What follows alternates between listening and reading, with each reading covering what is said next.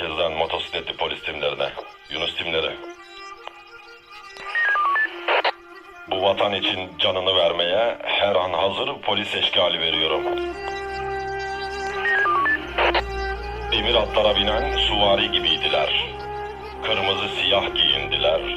Ayağında bot, başında kask, sokaklara huzur güven verdiler.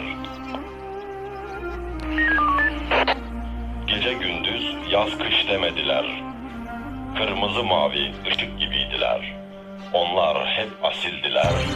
İyilere gündüz, kötülere gece gibiydiler. Sokakların en hızlısı onlar. Darda olanı hemen anlar. Yetişir siren ile imdadına. Yüreklerinde ay yıldız var. Bazen hüzün vardır yüzlerinde. Çünkü kayıp verdiler. Ama durmadılar. Vatan millet dediler. Kimine korku, kimine sevgiliydiler. Şehadete koşan demir at üzerinde sipahiydiler. Korkusuz cengaverdiler. Nasip olmaz her polise.